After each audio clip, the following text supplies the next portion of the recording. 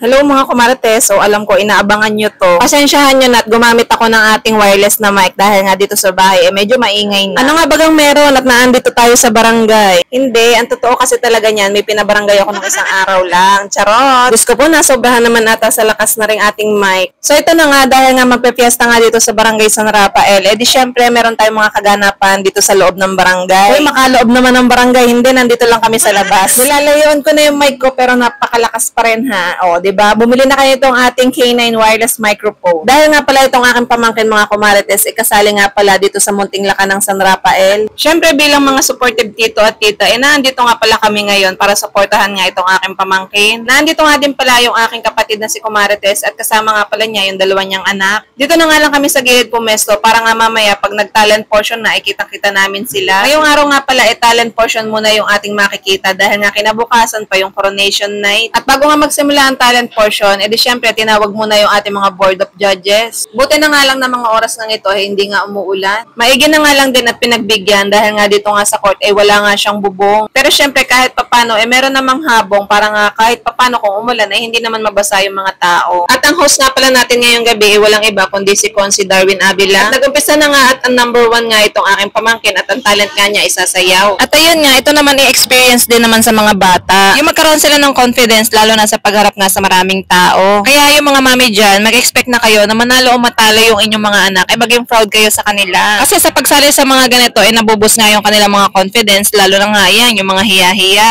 Ay nako, kahit nga ako matanda, sa pagharap pa lang sa maraming tao, nakakakaba na talaga. Pagpasensyahan nyo na nga pala mga kumarites dahil bihira nga ako mag-upload ng ating mga mini vlog, halos natatambakan na nga ako.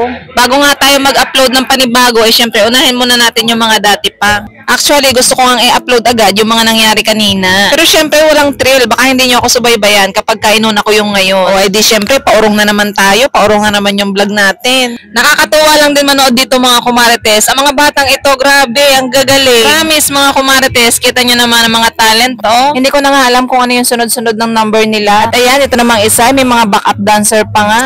At kung maririnig nyo nga yung totoong sounds nito, naku, kung maririnig nyo, puro sigawan na lang. Bali, ang ipapakita nga lang pala nila ngayon ay talent portion. O, kita nyo naman, ito pang isa, ang ganda ng costume. Ayun nga daw yung pinakabata dahil 4 years old pa nga lang ang batang yan. At dahil nga hindi naman kayang pagsabay-sabayin niya sa isang gabi, syempre talent portion muna ipapakita nila. Munting Lakan at Munting Mucha, tsaka yung mga kabataan ng mga dalaga at binata ang magpapakita ng talent ngayon. At dahil usong-uso nga sa TikTok, ayan, pati si Darwin nga ay napapasayaw nga dito sa likod ng stage. Bakit nga ganun, no? Kung alin yung usong mga sayaw sa TikTok, ang daling sauluhin ng mga bata. Isang tingin lang nila, kayang-kaya na nilang aralin. Kita nyo naman, no? Ay kalalambot ng mga katawan, eh. At yun nga mga kumarites, hindi magbabase sa talent portion ng ating magiging mutya at magiging Munting Lakan natin dito. O, sabi lang nila yun, ha? Hindi ko yun sinabi. Di umano ay iminarites nga lang sa akin. Syempre, yung iba dyan, mag-iisip na, ay, ito, magaling to nung talent portion, bakit hindi to yung nanalo? O, ganon, alam na alam ko nang iniisip nyo. Syempre, meron tayong mga board of judges dyan, sila nakakaalam niyan. O, baka sabihin, nagluluto-lutuan na naman. Pero hindi, ang totoo talaga niyan, magbabayad ako ng 1,000,000 doon sa board of judges para manalo yung pamangkin ko. Huy, charot! So, kinamalayan ko naman dyan, wala nga akong kaklose sa mga judges eh. Sa bagay, kung ako yung kinuha yung judge, syempre, yung pamangkin ko pananalunin ko. Bakit? Yun ang totoong laro ng luto-lutuan. Ay nako, kung pwede nga lang manalo lahat, no? Di lahat sana panalo na. Pero syempre, alam nga namang walang prize lahat. Lahat naman sila ay may premyo. Dahil lahat naman sila ay nag-participate. Ang daming alam ni Mami Loy, no? Akala mo na may kasali. At ayan, kitang-kita nyo naman, si Consi Darwin talaga namang napapaindak sa sayaw. Ano ba namang hindi? Yung mga pinapatugtog, lahat trending sa TikTok. Kaya yung mga pinapatugtog dito, alam na alam ng mga kabataan. Kita nyo naman at si Consi Darwin nga ay talaga namang hataw na hataw dito sa likod ng stage.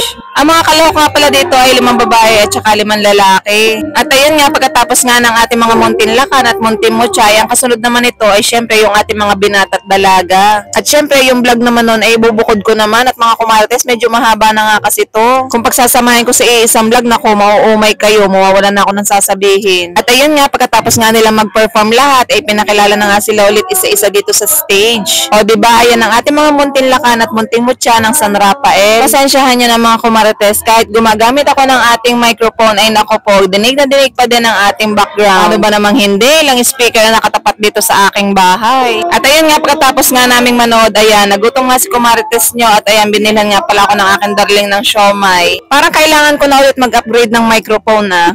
Parang alam ko na kung anong ipareregalo ko sa aking asawa sa birthday ko. Talaga naman. Syempre, yung i-upgrade natin, yung medyo may quality na talaga. Hindi naman siya ganun kamahal, mga 2K lang. Uy, grabe. Ay, kita nyo naman, dinig na dinig pa din talaga dito sa aking background. May noise reduction na din pala to, pero parang hindi pa rin talaga niya kaya. So, ayun lang mga kumartes, magpapaalam na ako sa inyo at hanggang dito na lang muna. Sa mga susunod na nga lang ulit at abangan nyo ang aking mga susunod na vlog. Thank you for watching. Bye!